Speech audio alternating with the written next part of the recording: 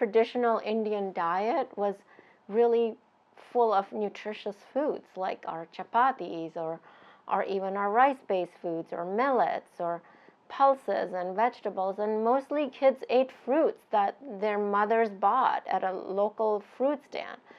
But over the past few decades, that's changed. Kids are no longer eating fresh fruit. They're drinking fruit juice. They're drinking soda. When they're eating vegetables, they're usually in the form of deep-fried vegetables like pakoras or samosas or French fries. And when they're consuming grains, they're no longer whole grains. They're usually made with all-purpose flour or maida, and then they're deep-fried at that. And pulses are being replaced with cheese or animal-based meats or eggs. So the traditional Indian diet has changed to one that was from one that was predominantly plant-based to one that's now more infused with highly processed foods and much more animal products. This is a little bit confusing for people. What's the difference between vegetarian and plant-based eating? So different people define vegetarianism differently. Some people include dairy products as part of a vegetarian eating pattern. Others may include dairy as well as eggs. And yet others may include dairy, eggs, and fish. So that's how loosely it's defined. Now, a plant-based diet is one where we eat a lot of nutritious plant foods like the pulses and whole grains and fruits and vegetables, and we avoid all animal products, including dairy and eggs, fish, and meat.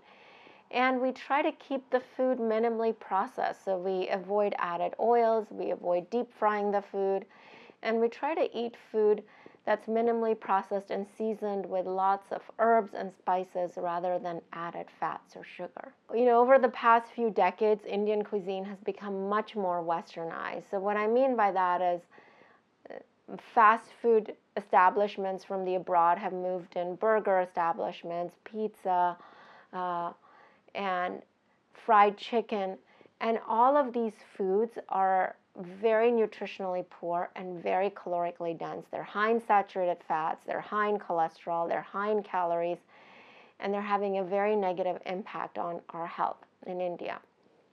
But the other thing that's happening is the Indian food itself is also becoming more westernized, whereas cheese was an uncommon ingredient that was used, and when it was used, it was homemade. Nowadays, cheese is being added to everything.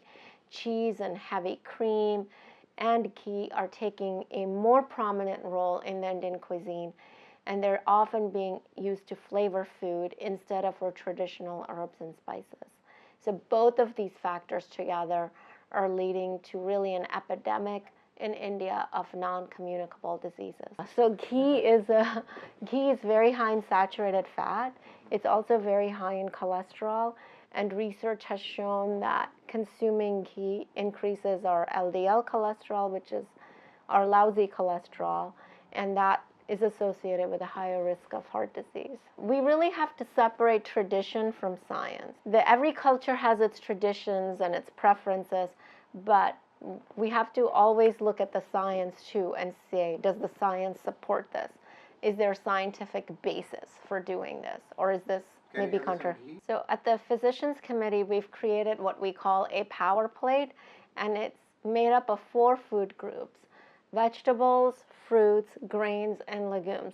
And I recommend whenever you put a meal together, use that power plate model to put your meal together. Try to get some element of each of those 4 food groups in different combinations throughout the day.